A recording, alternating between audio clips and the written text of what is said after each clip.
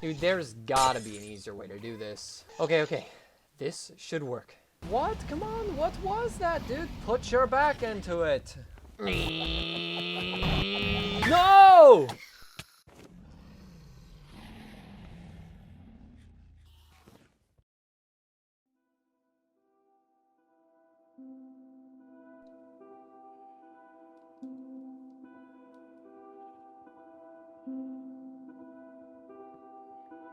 I start the world as I typically do on a standard playthrough. I set up some farms, mine a good amount, and vibe for the most part. At this point in the playthrough, I was more trying to find peace and tranquility in the beautiful world of Minecraft. I had no goal in mind, but I was timing my journey to keep myself on track, giving myself small set goals to go for. I reached the Nether and began to farm XP by killing pigmen, and after a long period of time, I began to trade with the local residents to procure some much desired goods. I went to grab my blaze rods, got the last of my ender pearls, and began preparations for the big bad ender dragon, only having a few close calls along the way. Unlike in a speedrun or a normal world, I was on hardcore and wasn't on a time limit, so I wanted to get some enchanted gear first because I wanted to play it relatively safe. I continued my farms to make some bookshelves for an enchantment table, but then something dawned on me. I could just get books from the End stronghold. Embarrassed after wasting so much time, I went out to get the books, found the end portal, and was ready to fight the ender dragon. No, just kidding. I had no reason to, and if I messed up, I wouldn't have enough beds. Would be what a coward would say. Except for, I don't mind being a coward. So I left. While enchanting my gear back at the base and mentally preparing myself for the end on hardcore, a random thought popped into my head. Holy crap, I'm really bad at Minecraft. But then I had another thought. What if I kill the ender dragon in a cool and unique way and turn this de-stressifying journey into a YouTube video? That would certainly spice things up, and I am a YouTuber, and I was already recording everything in case something cool happened. The only thing I could come up with though was a no armor meleeing the ender dragon with my fist challenge, or the legendary killing the ender dragon with a Ghast challenge, as those were two of the hardest Minecraft veteran challenges that I could think of off the top of my head. Me being the best Minecraft player to ever live, obviously, thought it would be a cinch to do something so difficult. The Ghast one, though, in particular, caught my attention more than the other. I distinctively remember joking about doing something this stupid with an Italian friend of mine recently. I took a little break to see if there was any content on using a Ghast to kill the ender dragon, to see if it was even possible, and it led me to asking around the official Minecraft Discord. There, I spoke to a few people on the subject, but all I basically got was people telling me that if I knew nothing about redstone, then I shouldn't even attempt such a challenge. Since I knew next to nothing about redstone, I replied to them as any brave Minecraft Spartan would. I don't need your fancy magic, wizard!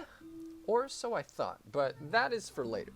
So I bravely dove headfirst into the challenge blindly, besides knowing that it is possible and that the Minecraft veterans think I will need redstone for whatever reason. First, I needed to take down the dragon normally for my plan to start taking shape. So, after taking down the dragon via the standard infinity bow and sharpness sword method, as the Minecraft forefathers had intended, I was off to begin my grind. I first explored the end for a bit to get any lights from some shulkers and enchanted my gear even further. After that, I began preparations to fit a large 4x4 block mob through a 3x3 end portal. Yeah, this truly tested my Minecraft knowledge. First, I found my way back to the end portal and began mining around. I needed to clear a large enough area that my gas would be able to survive and float around in. I believed that all I needed to do would be use a fishing rod in order to fish the gas straight through the end portal. Boy was I wrong, but we hit that in a bit. After finishing up my large room, I was ready for my next task. I went into the M to get a lot of obsidian and made a nether portal right next to the end portal. I then transitioned into the nether to make an even larger portal. A max-size nether portal, in fact, which is 23 by 23 blocks long, because at the time I thought, the bigger the better. As I began, I was fortunate that the end portal took me to an area with a lot of open space for gas to spawn, so I didn't need to clear out hundreds of blocks. After finishing my nether portal, I was off to the end again, but this time to gather a lot of endstone. By this time in the journey, building was taking a lot longer than expected though, so I actually took a break around the 9-hour mark and continued on day 2. On day 2, I started by finishing the tunnel that I thought would be large enough for the gas to fit through, and began some final preparations that needed to be done in order to get the Ghast into the end. I grabbed some strings, some fireworks, my elytra, my ender chest, some ender pearls that I took from killing endermen in the end, and a name tag I got from the mineshaft beneath my base that I promptly named Fundy Not In It, because I'm very funny and original, and finally was ready to take on the Ghast challenge in earnest. It was a terrifying building adventure, and it took a lot longer than I hoped it would have taken, but all that time flew by in comparison for what was to come.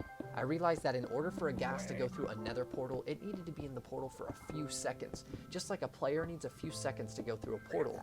I decided to make a large cobblestone funnel that would allow me to easily trap the Ghast in the portal long enough for it to go through. It took a while, but I finally yanked one in with a fishing rod and used my name tag. Fundy Not In It. Welcome to the crew. We expect great things from you. After fishing it down the tunnel and into the portal, it actually took a bit longer than expected for it to go through, but finally I got it to work and was very happy considering I was starting to fear that the Ghast would never go through. I went through the portal myself quickly and broke the nether portal so the Ghast could not get back out. However, I quickly was faced with a new problem. The Ghast wasn't going through the end portal when I used my fishing rod on it. I thought that the end portal would be the easy part. I, reluctantly, put my thinking cap on and proceeded with plan B. I didn't want to believe the Minecraft veterans in the Discord who told me I needed redstone, but it appears that they were right. Luckily, the redstoning I was planning was relatively simple and should be quite effective.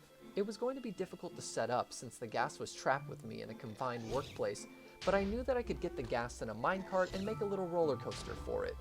In order to trap the Ghast in the end portal though, I would need to break the roller coaster's tracks directly under the portal. For this, I decided that a piston pushing up some cobblestone would do the trick. It was very annoying to build the roller coaster, so I cleared out a little workplace under the Ghast so I could work a bit more freely without being constantly bombarded by fire charges. A mistake would be costly, but I was confident it would work, and if it didn't work, I did have a plan C in mind. Fortunately, I timed the piston perfectly, broke the minecart, and continued with my quest. The next part was going to be rather straightforward, except for the fact that I didn't have any more string and was low on wood, so I had to leave the end to get more supplies to make my fishing rods. As I began to pull the Ghast along, I hit yet another hurdle, but there was no way I was giving up at this point. I needed to fix my hallway. It was too small. It took a while, and the void is well scary, but I play like an absolute wuss in the end, so there was no way I was falling to my death. While looking down in the abyss, I started to regret playing on hardcore mode though, because for a moment, it dawned on me how much it would suck to die and lose everything. But enough of that. Finally, I finished the stairs and began slowly moving my Ghast along the tunnel, but then something really scary happened that I had hoped would never happen.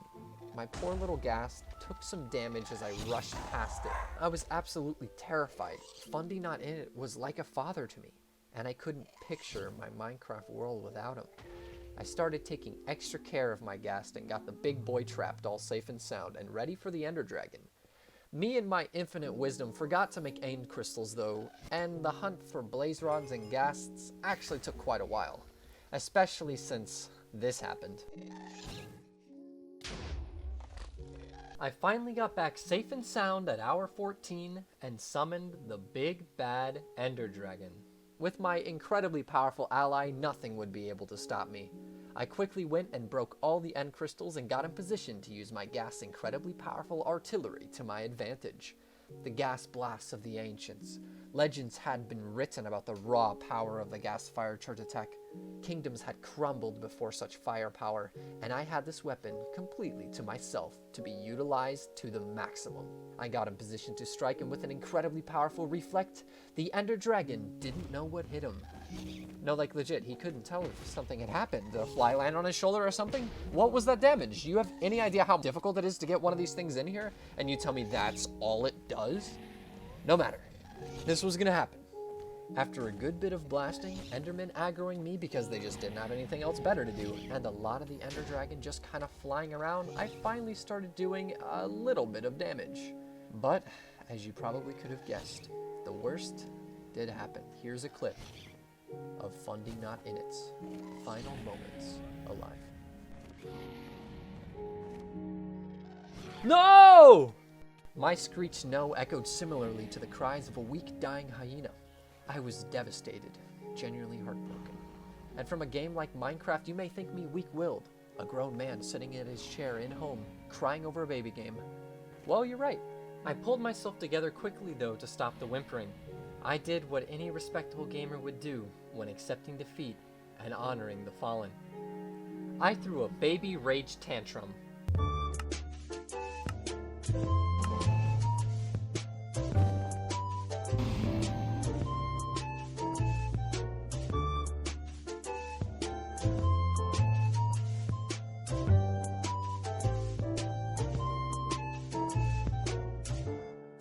I had failed. In the end, the Ender Dragon just killed all the pathetic excuses for flying enemies I summoned, and I ended up having to spawn in 6 extra Ghasts that I did not rename in honor of my fallen comrade. It was an intense fight that I will never forget, but I did technically still defeat the Ender Dragon by reflecting Ghast projectiles, and I did manage to get a Ghast in the end and complete 1.16.4 vanilla Minecraft. But I failed my challenge that day. I realized that I still had much to learn and so much room to grow as a player and educator. But I wasn't sad. Frustrated, but not sad. Looking back on the challenge, all I needed to do was build myself up to a higher elevation where I would more safely reflect the Ghast shots, and I would need to build the Ghast hallway a bit further from the Ender Dragon, but I didn't want to do the challenge again. I felt like overall, I was satisfied. Minecraft won, me 0. The game had gotten the better of me yet again. But I didn't let my adventure end there. I finished off my journey by summoning a bunch of the mobs that had given me so much trouble, and decided to not heal against the horde I spawned in. I wanted to go out bravely and fighting. I failed my challenge that my Minecraft world had become built upon, and it was time for me to go out in a blaze of glory. I sadly ended up dying pitifully in an uneventful manner, slamming into the ground as fast as a rock soars above a city street when flung out a patio window. But I had to say that overall, the experience was a positive one.